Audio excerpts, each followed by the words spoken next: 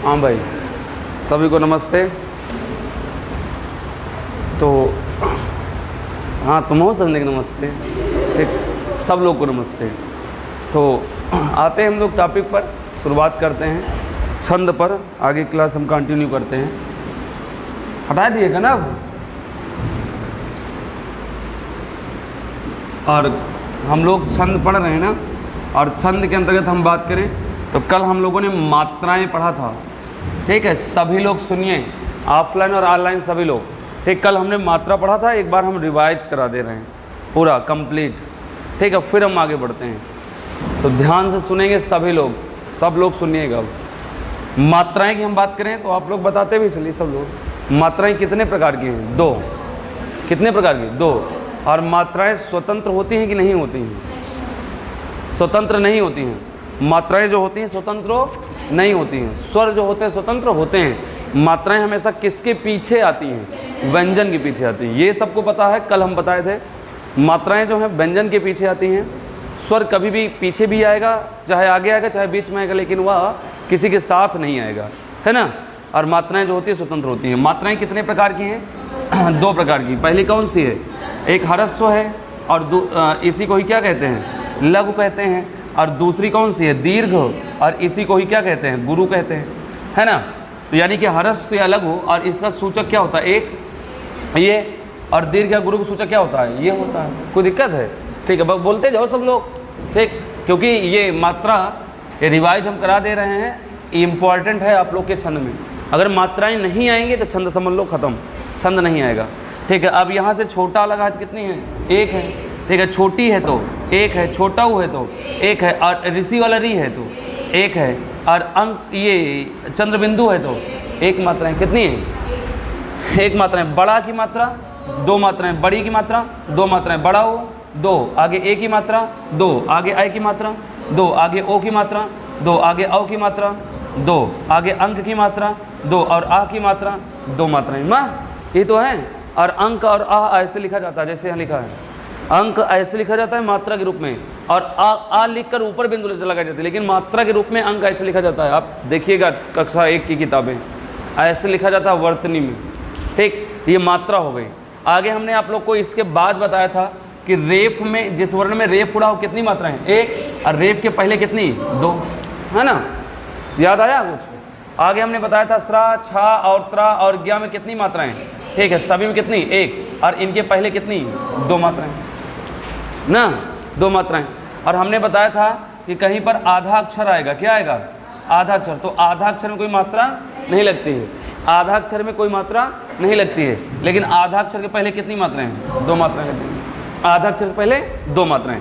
आगे हमने एक बताया था कि कहीं पर ये वाला र, ये वाला, जैसे प्रा लिखते हैं, भरा लिखते हैं, और एक और आता है कौन सा? ट्रा, जैसे ट्रा लिखता है, ड्राइवर, डामा लगा होता है। ठीक है, और ये वर्ड आते हैं तो इनके पहले कितनी मात्रा? दो, और इनमें सब में कितनी मात्रा लगेगी? एक मात्रा। कितनी? एक, बस। और क्या दिक्कत है? और कुछ बचा है? ये मात्रा है, यानी कि ये लघु है, और ये दीर्घ। कल इसी को हमने 30, 40, 35 मिनट, 40 मिनट पढ़ाया था। ठीक, 40 मिनट कल इसी को हमने पढ़ाया था। ऑनलाइन वाले भी, ऑफलाइन वाले सभी लोग। ठीक है, तो इतना हमने कल बताया था। समझ में आया भाई? अब आए तो हो जाएगा अब। चलो देखो, चलो बताओ जरा से, छंद में कितनी मात्राएं लगेंगी? इधर देख के बताओ, कॉपी पर देख के नहीं हो। कितनी मात्राएं? 3 मात्राएं। कितनी? पक्का? देखो यहाँ से कितनी? 2। क्यों? आधा अक्षर कोई मात्रा नहीं लगती। आधा अक्षर कोई मात्रा, आधा अक्षर के पहले कितना? 2, और यहाँ पर कितना? टोटल 3।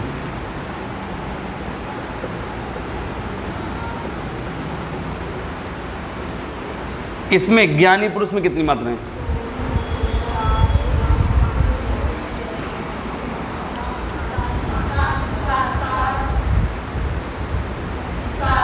यहाँ कितना? यहाँ, यहाँ, यहाँ, यहाँ। ये छोटा रू है, छोटा रू है, कितनी मात्रा? एक, और यहाँ बड़ा ऊ हो जाता तो 2, क्योंकि ये अब रा में, अब हम रू की मात्रा ऐसे तो लगाएंगे नहीं, रा में कैसे लगाते हैं? ऐसे। तो यानी कहने मतलब 2, 2, 4, 1, 5, 1, 6, 1, 7, बस। दुपट्टा में कितनी मात्राएं हैं? द्विपट तत्सम 5। प्राची तुम्हारा 6 आ रहा है कहाँ से? यहाँ कितना? 1, यहाँ 2, यहाँ 2, ये आधा अक्षर है ना, कोई मतलब नहीं। अब यहाँ आधा अक्षर पहले 2, 5 है तो कितने हैं? 5। आगे त्रिशूल में कितनी मात्राएं? त्रिशूल में सभी लोग बताओ। यहाँ कितना? 1, यहाँ 2, यहाँ टोटल। आगे बताओ मना है योग में कितनी मात्राएं?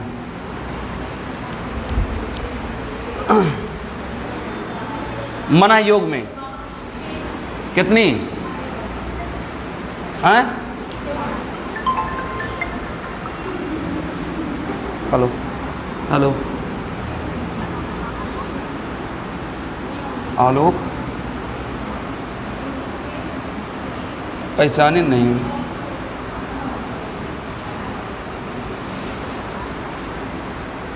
और अभी हम क्लास में हैं, अभी करते हैं निकल के। अब इसमें कितनी मात्राएं? 6। यहाँ कितना है? 1, यहाँ 2, यहाँ 2, यहाँ 1, तो 2, 1, 3, 3, 2, 5, 1, 6, तो टोटल मात्राएं 6। समझ में आई बात? हो जाएगा, आगे बढ़ा जाए। ठीक है, तो यानी कहने का मतलब है तो मात्राएं आप लोग लगाना सीख चुके हैं। अगर नहीं सीख चुके हैं तो जो लोग देख रहे हैं वीडियो को, वो लोग पीछे का वीडियो आप लोग देखेंगे। मात्राएं अगर नहीं सीखोगे तो क्वेश्चन नहीं कर पाओगे, तो आपको मात्राएं सीखना अनिवार्य है, सीखना पड़ेगा। तो चलो हम आज की क्लास प्रारंभ करते हैं। तो कल का हमने पढ़ा था।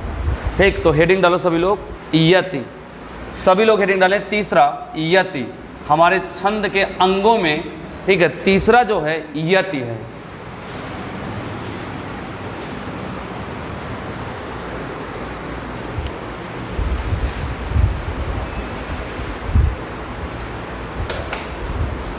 चलो देखो, यति शुरू करें। देखो, यति का मतलब होता है ठहराव।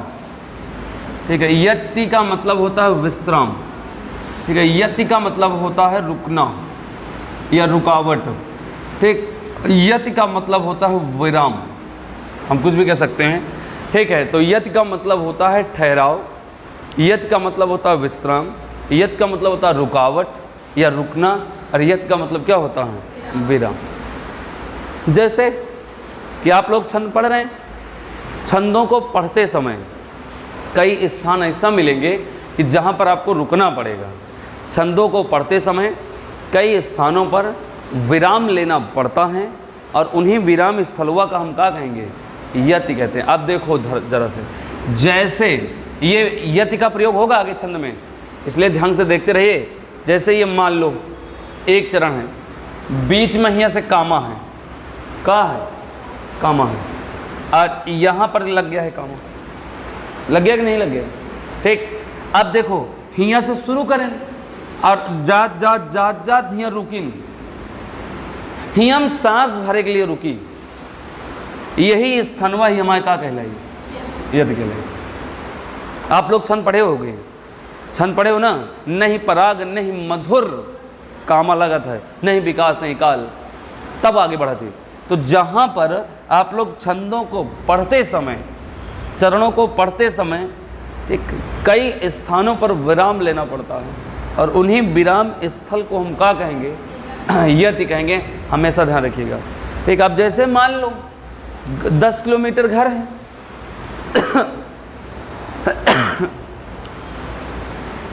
10 किलोमीटर घर है, यहाँ से रायबरेली से निकले आप लोग।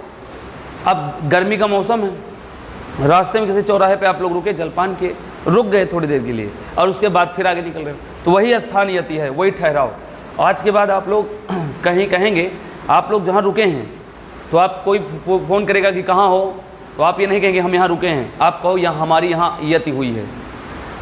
हमारी क्या हुई है? यति हुई है। यहाँ पर हमारी क्या है? विश्राम हुआ है, हम यहाँ पर रुके हैं। ठीक, तो आप चाहे जहाँ रहें, अब आप यही बोलेंगे कि जहाँ पर आप रुक रहे हैं, जहाँ पर आप लोग रुके हैं, अब बोलेंगे हमारी यहाँ पर यति है, यहाँ यति हुई है, और यहाँ यति समाप्त होकर हम आगे बढ़ेंगे। समझे? समझ गए कि नहीं समझे? याद होएगा? ठीक, तो छंदों को पढ़ते समय कई स्थानों पर विराम लेना पड़ता है और उन्हीं विराम स्थल को हम क्या कहते हैं, यति कहते हैं। अब जैसे आप लोग को पुल बना है, पुल क्रॉस करना है, सड़क जैसे ये सड़क है, ये सड़क है और इधर से नदी बह रही है, ठीक, यहाँ से चलें और गंगा जी में पुल बन रहा तो ऐसे लगभग आदमी स्लो हो जाता है। मनियो कि ना मनियो, नदी उदी है कोनो, ठीक है, तो सड़क पर से बढ़िया स्पीड में आ रहा है 50-60, ठीक, तो और यहाँ पर जो है ये है नदी मिली, स्लो होगा, कुछ लोग रुक के सेल्फी उल्फी ले लेंगे, तुम्हारे जैसे मनाई सेल्फी ले लागे और उसके बाद रुके ना, यही स्थान पर रुके फिर आगे बढ़ें, यही स्थान का क्या कहेंगे, ये लिखो खत्म, अब क्या मुंह देख रहे हो लिखो डैश करके, ठहराव, ठहराव विश्राम, ब्रैकेट में लिख लो, ठहराव विश्राम विराम, ठहराव विश्राम विराम, ठहराव विराम विश्राम लिखो। परिभाषा सभी लोग लिखें, ऑनलाइन ऑफलाइन सब लोग। छंदों को पढ़ते समय, छंदों को पढ़ते समय, छंदों को पढ़ते समय कई स्थानों पर विराम लेना पड़ता है। छंदों को पढ़ते समय कई स्थानों पर विराम लेना पड़ता है। उन्हीं विराम स्थलों को ही यति कहते हैं। उन्हीं विराम स्थलों को यति कहते हैं।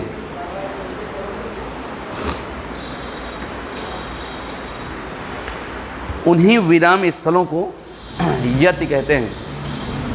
अब बताओ सबको समझ में आ गई कि नहीं आ गई बात? आगे बढ़ा जाए, एक भाग और समाप्त होता है। यानी कि नहीं मतलब वर्ण या अक्षर पढ़ा चुके हैं हम अच्छे से, मात्राएं सिखा चुके हैं, और आप लोग का क्या यति।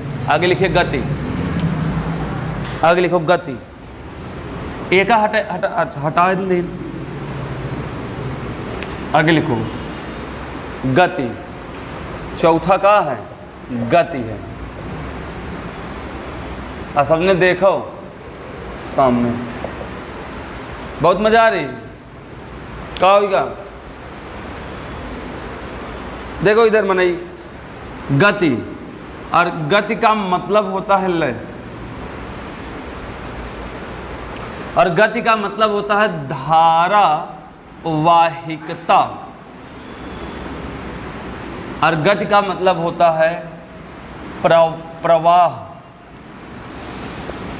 या धारा प्रवाह या लायकता, लायकता, ठीक। यानी कहने का मतलब ये है कि ये हमारे अर्थ हैं गति का। धारा वाहिकता कहें, धारा प्रवाह कहें, लायकता कहें, या प्रवाह कहें, या लय कहें, ठीक। हमारे जो छंद होते हैं, छंदों को पढ़ते समय एक धारा प्रवाह होती है कि नहीं होती, ठीक। एक लय होती है। आप लोग श्री रामचरितमानस का पाठ करे होगे, अगर नहीं करे होगे तो सुने जरूर होगे, और सुने होगे तो उसमें एक राग में कहते हैं ना, किसमें कहते हैं? राग में, एक लय में कहते हैं। गाना गीत सुने हो, फिल्मी गाना गौनई गीत सब सुने हुए हो, वो में एक राग होता है ना, लय होता है, और वही लय का क्या कहा जाए? गति। और जब लय ना रही ना तो सुने में आनंद हो ना है, ठीक। एक लय में कहते हैं। श्री रामचरितमानस का पाठ करते हैं, दो पक्ष होता है, एक अगला पक्ष जो कहता है, जिस लय में कहता है अगला भी पक्ष उसी लय में कहता है। अब ये ऐसे नहीं कहते, ऐसे थोड़ी ना कहते हैं, ठीक है, जय हनुमान ज्ञान गुण सागर, ऐसे कहते हैं का? अगला कह रहा है जय कपीस तिहुँ लोक उजागर, अगला फिर कह रहा है राम दूत अतुलित बलिदामा। अब बताओ यह लय है? लय ना है, लय ना। लय का मतलब एक धारा प्रवाह, जय हनुमान ज्ञान गुण सागर, जय कपीस तिहुँ लोक उजागर, रामदूत अतुलित बलिधामा, और अंजनी पुत्र पवन सुतनामा। मतलब एक लय होनी चाहिए, और एक लय है, और उसी लय को ही क्या कहेंगे? गति। कविता को पढ़ते समय धारा प्रवाह हो, एक धारा प्रवाह हो, एक लय हो, उसी को हम गति कहेंगे। और जिस कविता में लय नहीं होगी वो कविता आप लोग सुनने में आपको अच्छा नहीं लगेगा। आप गीत संगीत सुनते हो, फिल्मी गाना सुनते हो, रोज़ चाहे मोबाइल में जा करके सुनते हो, सोते समय सुनते हो, ठीक है, लीड लगा के आते हैं आजकल, ठीक है, लीड लगाए का वो पढ़ात नहीं है, सुना दी गाना आव जाए माँ, ठीक है, वही का कहती गए, और उसी को कहते हैं गति। लिखो कहीं घरे में लीड लेक है, का करे है, ऑनलाइन क्लास चलत है, ऑनलाइन चलत 1 घंटा लगाए दिन भर रहा थी। ठीक, लिखो आगे डैश करके लय गटाई में टांगे रहा थी, हमें बहुत खराब लागत। लेकिन यार लय धारावाहिकता, धारा प्रवाह,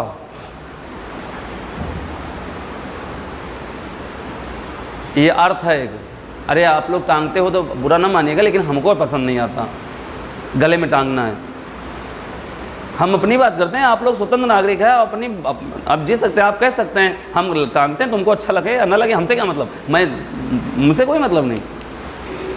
ठीक, आप टांगते हैं आप टांगिए, मुझसे कोई मतलब नहीं, लेकिन हम अपनी बात, मुझे नहीं अच्छा लगता। लिखो आगे, कविता को पढ़ने में, कविता को पढ़ने में, कविता को पढ़ने में धारा प्रवाह हो, उसी धारा प्रवाह को, उसी धारा प्रवाह को गति कहते हैं।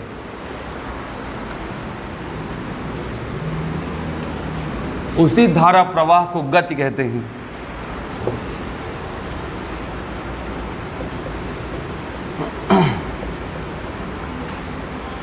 पांचवा लिखिए तुक, का होगा, ऐसे रोक के बता रहे हैं जो नहीं हमारी आवाज ना है पावा। तुक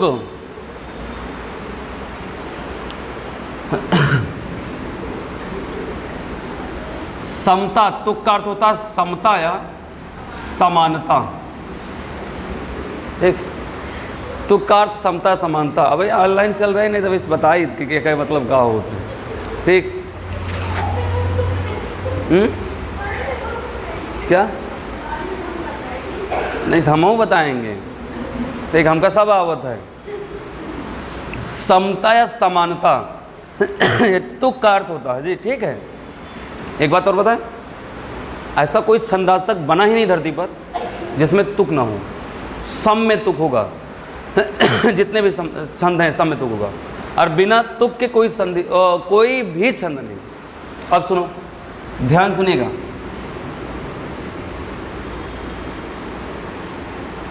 और तुक हमेशा 2 चरण में होंगे या 2 लाइन में। जैसे पहली लाइन है, ये दूसरी लाइन है। ठीक, यहां से शुरुआत हुआ छंद का, ये शुरुआत वाला है, यहां से शुरू हुआ, यहां पर यह अंत है और यहां पर अंत है। यहाँ सुनो सभी लोग, देखो यहाँ शुरू करें, यहाँ शुरू करे के बाद यहाँ से यहाँ आए यहाँ तक, यहाँ पकड़ ली। ठीक, यहाँ से फिर शुरू करें। 2 लाइन में तुक मिला था कब, वो हमेशा ध्यान रखिएगा, 1 लाइन में तुक नहीं होता है। अब जैसे यहाँ से मिले यहाँ मिल गया। ठीक है, तो यही ये जो मिला ना, यही तुक हुई, यही का हुई तुक। अब सुनो, ठीक है, छंदों के अंत में या चरणों के अंत में समान वर्णों, अंत में शब्द की बात नहीं कर रहे हैं, वर्ण की बात कर रहे हैं। समान अंत में, सबसे अंत में, उसके बाद कोई वर्ण ना होना चाहिए। समान वर्णों या समान मात्राओं की समता या समानता को हम क्या कहते हैं, तो कहते हैं। समझ गए? ठीक है, चरणों या छंदों के अंत में समान वर्णों या समान मात्राओं की समता या समानता को क्या कहते हैं, तो कहते हैं। सुनो, अगर मान लो यहाँ पर रसरी वाला रा है पहले में, तो दूसरे वाले में का हो चाहिए और रा। अब ये आपका है तो जय हनुमान ज्ञान गुण सागरो, रा मिला ना पहले में, और जय कपीस सिंह लोक उजागरो। सागर और उजागर शब्द समान है नहीं है, लेकिन वर्ण समान हैं, यही का कहते हैं तुक। और तुक हमेशा चरणों के अंत में होता है, कभी भी बीच और शुरुआत में नहीं होता है। नहीं पराग नहीं मधुर नहीं विकास नहीं कालो, अली कली सो बंधो आगे कौन हवालो। मेरी भव बाधा हरो राधा नागर सोए, यावा जातन की झाई परे श्याम हरि दूती हो। ये मिल गया ना तुक। ठीक है, तो यही का कहा थी तुक। तो यानी कहने का मतलब ये है कि छंदों के अंत में समान वर्णों या समान मात्राओं की समता को तुक कहते हैं। अगर मान लीजिए यहाँ पर अंत में रा है, आगे दूसरे में ला हो गया, तो कभी तुक नहीं होगा। अगर मान लीजिए अंत में ला है, दूसरे में ला है और ला में बड़े की मात्रा है, तो दूसरे वाले में क्या हुई, बड़े की मात्रा। अब ये समान मात्रा हो गई, तो यही का हम का कहेंगे, तुक कहेंगे। और तुक हमेशा कहाँ होता है, अंत में होता है। किसके अंत में, चरणों के अंत में। लिखो समता है समानता, ये लिख लेंगे, समता है समानता, समता है समानता। छंदों के अंत में, छंदों के अंत में समान वर्णों या मात्राओं की समता समानता को तुक कहते हैं। छंदों के अंत में समान वर्णों या समान मात्राओं की समता या समानता को तुक कहते हैं, तुक कहते हैं। हो गया। अब आप लोग पहचान के लिए, अगर आप लोग ना पहचान पाओ तो ये बना सकते हो, 2 लाइन खींच करके अंतिम में एक रा बना करके आगे डैश करके तुक लिख सकते हो, अगर ना समझ में आए तो। ठीक है, तो ये आपको पहचान कर देगा।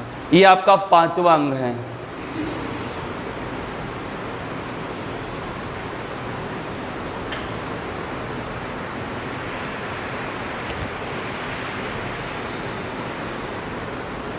होगा, होगा, बन गया। चलो आगे देखो, ये जो समता और समानता शब्द है ना, दोनों अलग अलग शब्द हैं और दोनों के अर्थ जो होते हैं अलग अलग निकलते हैं। याद रखिएगा, दोनों के जो अर्थ निकलते हैं अलग अलग, लेकिन अर्थ का प्रयोग जो होता है एक में होता है। अर्थ का प्रयोग क्या होता है, एक में। ठीक है, इसका भी अर्थ समान है, इसका भी अर्थ समान है, लेकिन ये जो है अर्थशास्त्र का शब्द है और ये हिंदी का शब्द है। जैसे 4 लोग हो, जैसे मान लो 4 लोग हो और आपके पास 100 रुपये है। कितने हैं, 100 रुपये। अब 4 लोगों में बांटना है, तो 25 तुम ले लो, 25 तुम ले लो, 25 तुम, 25 चौका कितना, 100। एक का थी समानता, क्या कहा थी, समान, कि एक समान ले लो। और जैसे 100 रुपया है, 4 में नहीं हो, ठीक, सबसे ज़्यादा गरीब को है, ठीक, चलो अच्छा तुम 60 ले लो, सबसे ज़्यादा गरीब हो। तुम 20 ले लो, तुम उनसे अमीर हो, ठीक है। तुम 15 ले लो, तुम अमीर हो। तुम्हारे पास पैसा बहुत है, तुम 10 रखो या 5 रखो। आर्थिक दृष्टि से जो बांटेंगे ये भी समानता कहलाता है, लेकिन इसको क्या बोलते हैं, समता। ठीक, यानी कि जो आर्थिक रूप से बांटा जाए उसको समता बोलते हैं, और जो एक समान रूप से कि एक हिस्सेदारी, एक बराबर की हिस्सेदारी, ठीक, उसे हम क्या बोलते हैं, समानता। और समता और समानता ही क्या कहलाता है, तुक कहलाता है। बस समझो। आगे चरण, अगला अंग लिखेंगे चरण।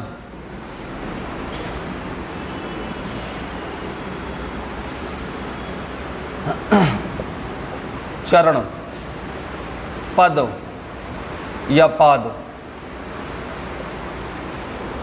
चलो एकदम बढ़िया से देखिए, बहुत आसान है ये भी। चरण की बात करें, एकदम बढ़िया समझिएगा, एकदम बहुत आसान लगेगा, ध्यान सुनिए।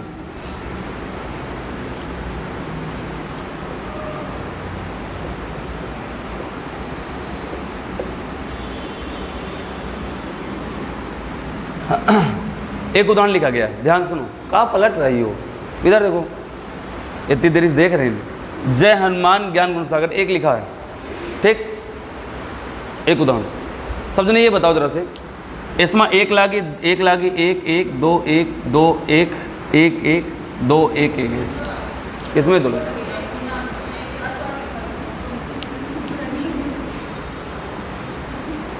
हमसे बेईमानी, ठीक। अब 2 2 4, 2 6 1 7, 7 2 9 1 10, 10 2 12, 12 2 14, 2 16। ये चौपाई है, ये क्या है, चौपाई, ठीक। अब सुनो ध्यान से, अब देखो यहीं पर देखो एक भी मात्रा, एक मात्रा लगी है, और यहीं पर क्या लगी है, 2।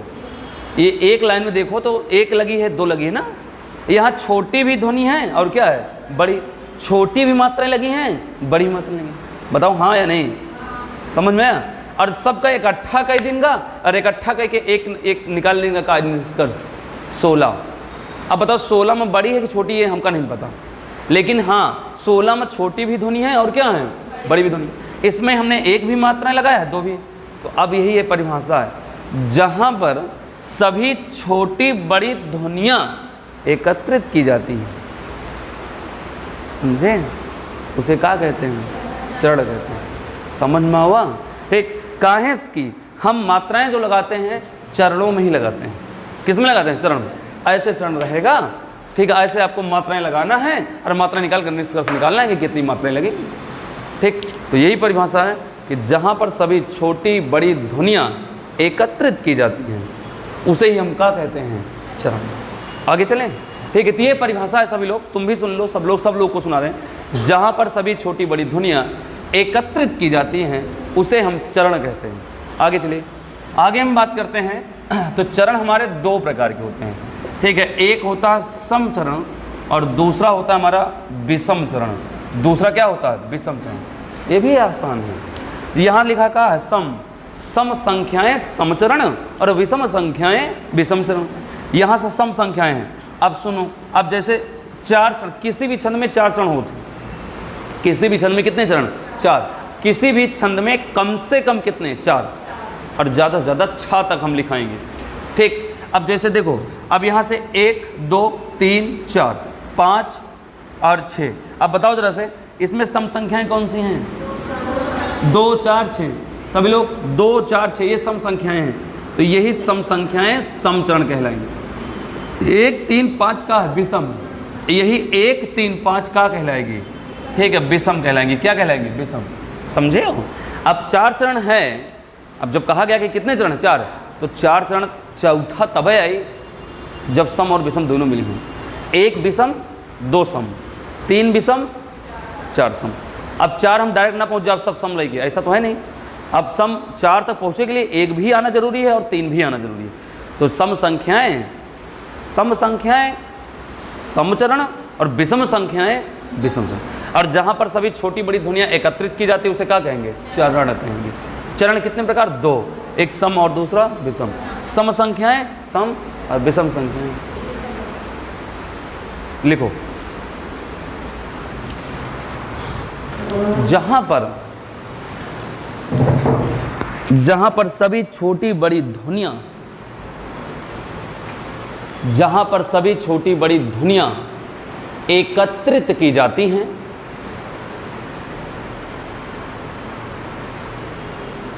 जहां पर सभी छोटी बड़ी ध्वनियां एकत्रित की जाती हैं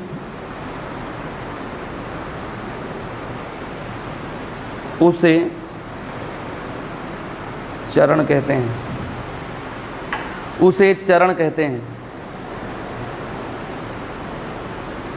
आगे डैश करके, चरण 2 प्रकार।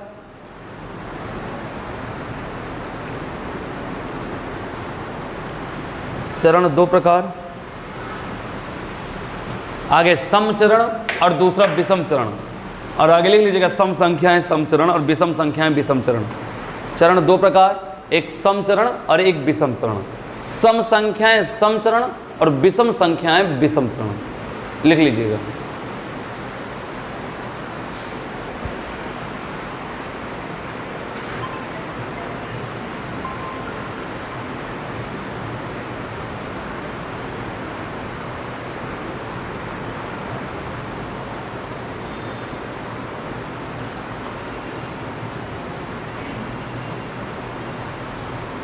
हो गया? अब बताओ कैसा लगा? कैसा लगा? तुम भी लोग कमेंट करके बताओ कैसा लगा। बोलबे नहीं करिए। ये नहीं पूछा मैंने, हमने ये पूछा कैसा लगा। तो इसका जवाब क्या होता है? अच्छा लगा, बस। हाँ, आगे हेडिंग डालो। अंतिम है, 7वां है गढ़।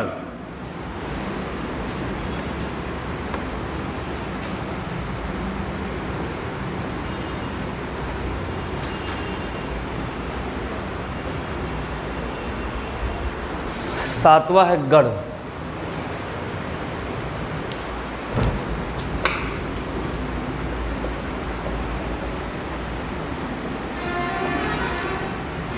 चलो देखो ध्यान से, ठीक, कलम कापी धर दियो। बहुत आसान है ये भी।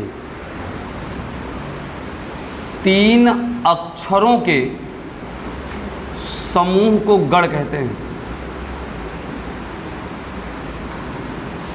कितने अक्षर? इसमें 3 ही अक्षर आएंगे, इसमें 4 नहीं होंगे, और इसके अंतर्गत 4 नहीं होंगे, और इसके अंतर्गत न 3 से आपके 2 होंगे।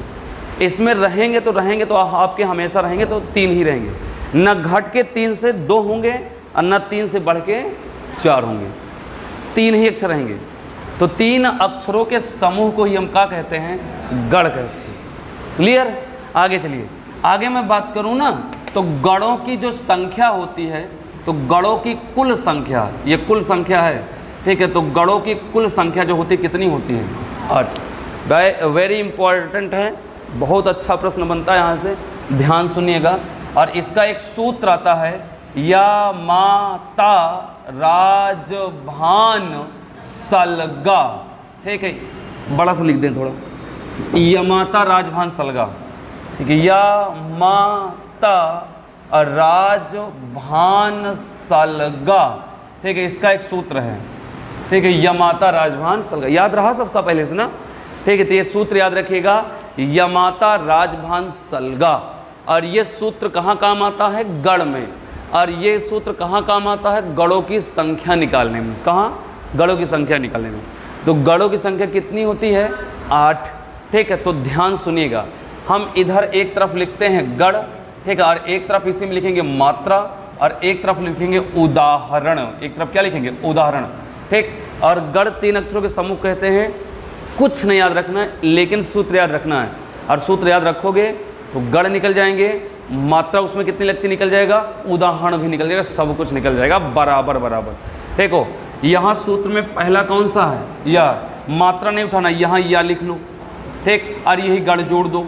अब बताओ ये पहला गण कौन सा हो गया संख्या में? यगण, ठीक है, पहला गण कौन सा होगा? यगण। और यगण में या और ग और ड, 1 2 3 कितने वर्ण हैं? 3। और 3 अक्षरों के समूह क्या कहते हैं? गण। समझ में आया? 3 अक्षरों के समूह को गण।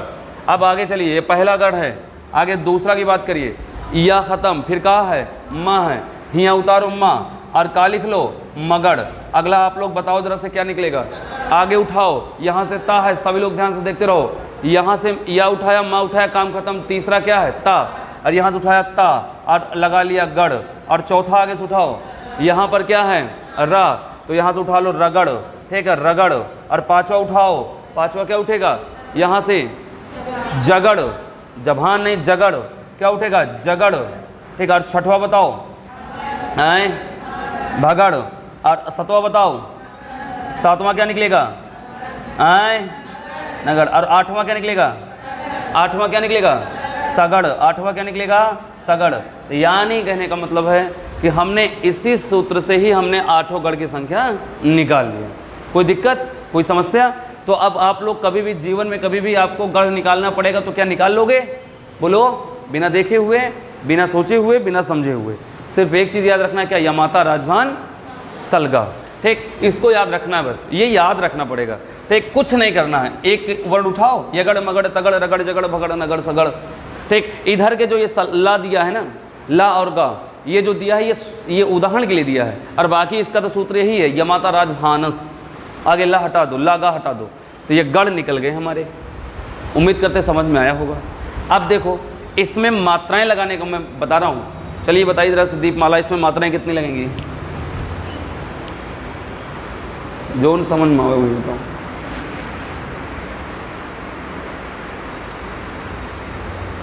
बताओ राजू। 3 लगी है ना? सम्मत 3 लगी, सम्मत 3 लगी, क्या मतलब हुआ फिर? जब सब में 3 लगे तो क्या मतलब है? जब सब में 3 ही लगेगा तो क्या मतलब?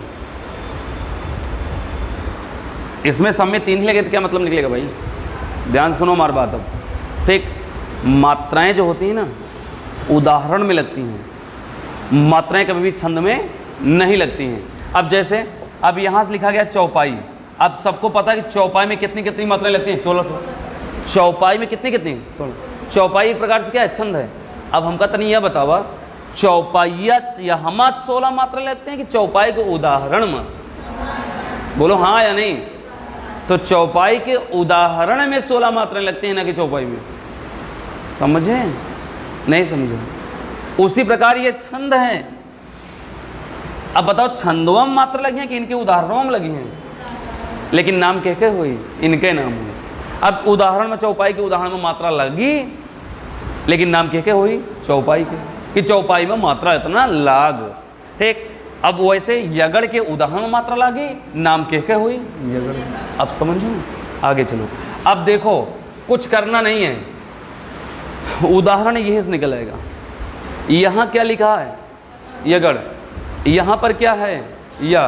तो जहाँ पर आपका ये पहला वर्ड रहे ना ये, ठीक है, जैसे या है तो यहाँ से या से 3 अक्षर उठा लो, क्योंकि 3 अक्षर के समूह क्या कहते हैं? गढ़।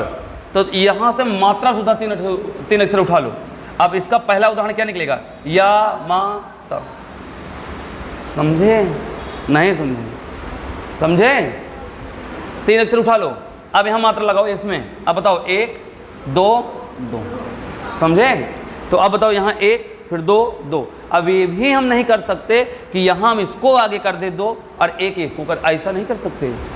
इसका मतलब है या में 1, गा में 2 और आड़ा में कितना? 2। तो अब हमारे यगड़ में टोटल मात्राएं कितनी? 5। कितनी? समझे? यमाता कहाँ से आओ? समझ गए सब लोग? समझ गए यमाता कहाँ से है? तो यमाता कहाँ से है? सूत्र से है, और सूत्र से ही यमाता है। यहाँ से हमने मात्रा लगाया। आगे चलो, आगे आगे यहाँ पर क्या लिखा है? मगड़। और कोई भी वर्ण इसमें ऐसा नहीं कि जो 2 बार लिखा गया हो, सब एक ही बार है। कंफ्यूज इसमें होना ही नहीं। यहाँ पर मगड़ है। अब बताओ माँ से 3 अक्षर उठाना है हमको, तो क्या उठ जाएगा? मा तारा, मा तारा। अब बताओ मात्राएं कितनी लगी हैं? 2 2 2। अब बताओ समझ में हुआ? अगला कहाँ से उठाई हो? अगला कहाँ से उठाओगे? ताराजो। यहाँ से उठा लो, तो अगला उठा लोगे यहाँ से ताराजो। अब बताओ कितना? 2 2 1। समझे? अब जैसे जैसे इसमें मात्रा लगी वैसे वैसे यहाँ लगाना है। अगला उठाओगे, क्या उठेगा? यहाँ से उठाओ जा से, जभान। नहीं नहीं नहीं, रा से उठाएंगे, रा से उठाएंगे। राजभा। यहाँ पर रगड़ लिखा है, रा। यहाँ क्या लिखा है? रा। तो अब हम क्या उठाएंगे? राजभा। ठीक है, ये देखो राजभा। ये क्या उठाओ? क्या उठ जाएगा? 2 1 2। अगला उठाओ, जभान उठेगा। अगला क्या उठेगा? जभान उठेगा। अब इसको बताओ कितना? 1 2 1। अगला नस्ल उठे, भानस उठेगा। अगला क्या उठेगा? भानस। ठीक है, मैं बिना उसको देखे मैं जो यहाँ लिख सकता हूँ। अब यहाँ से इसको क्या है? 2 1 1। अगला नस्ल उठेगा, नस्ल उठेगा ना, यहाँ नस्ल लिख लो। अब बताओ कितना? 1 1 1। अगला सलगा उठेगा। ठीक है, यहाँ से उठा लो, क्या? सालगा।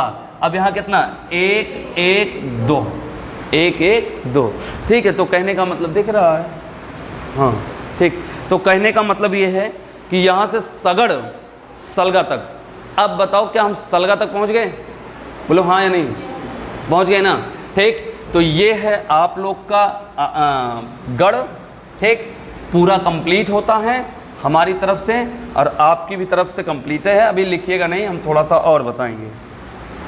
हम इसको अलग कर दें तो थोड़ा सा आप लोग का आसानी हो जाएगी लिखने में भी। ये अब सही समझ में आवा? ठीक, तो कहने का मतलब ये है गढ़ समाप्त है। 3 अक्षरों के समूह को क्या कहते हैं? गढ़। गढ़ों की संख्या कितनी है? 8। गढ़ का सूत्र क्या है? यमाता राज भानस। यमाता राज भानस। बात समझ में आई? यमाता राज भान, यमाता राज भानस। ठीक, अब यहाँ से उठाओगे तो यगड़ मगड़ तगड़ रगड़ जगड़ भगड़ नगड़ और सगड़, ये 8 निकल गए। ठीक, यानी कहने का मतलब 1, इधर 2, इधर 3, इधर 4, इधर 5, इधर 6, इधर 7 और इधर आप लोग का क्या है? 8। ये 8 गढ़ निकल गए। और इन्हीं 8 गढ़ से जो गढ़ में शुरुआत में वर्ड हो उसी से 3 अक्षर का करना है, उठा लेना है। आपके क्या निकल जाएंगे? उदाहरण। और उदाहरण निकल जाएंगे तो उसी में क्या लगा लेना है? मात्रा लगाना है। बहुत कठिन होता है वैसे, लेकिन हमें नहीं लगता कि अब कठिन हुआ हो। सबको समझ में आ गया? ठीक, हो जाएगा सबका। ठीक है, तो हमें नहीं लगता है कि अब कठिन हो। तो आप लोग के सभी लोग के अंग जो होते हैं छंद के क्या होते हैं? समाप्त होते हैं। और जितने भी लोग हमारे ये वीडियो को देख रहे हैं, ठीक, अगर आपको इसमें कोई भी अंगों में 7 अंगों में कोई भी दिक्कत आई हो तो आप आप लोग हमें व्हाट्सअप नंबर, आप सबके पास ऐसा कोई भी व्यक्ति नहीं जो नंबर ना हो, हमारे व्हाट्सअप नंबर पर आप मैसेज कर दीजिए कि हाँ ये समझ नहीं आया, मैं आपको फिर से समझा दूंगा। ठीक है, आपके पास पूरा नंबर है या आपके पास आप लोग ऐप में जुड़े हो तो उसमें नंबर है, उसमें मैसेज कर दीजिए कि नहीं समझ में आया, मैं फिर समझा दूंगा। ठीक, तो आज यहीं तक हम अपने वीडियो को विराम देते हैं। अगली मुलाकात हमारे छंद के प्रकार पर होगी, और इतना आप लोग नोट कर लीजिएगा, बढ़िया से पढ़िएगा। ठीक, तो आप लोग भी इसको 3 अक्षरों के समूह को आप लोग लिखिए। गढ़ कहते हैं और संख्या लिखेंगे 8, और सुनो पहले सूत्र लिख लेंगे और सूत्र लिखने के बाद ये डायग्राम बना लीजिए, सब पूरा नोट कर लीजिए। तो आज आप अपने वीडियो को विराम यहीं पर देते हैं, आगे मिलते हैं फिर छंद के प्रकार पर अगले दिन। तब तक के लिए शुभकामनाएं। जय हिंद, जय भारत, टाटा, बाय बाय।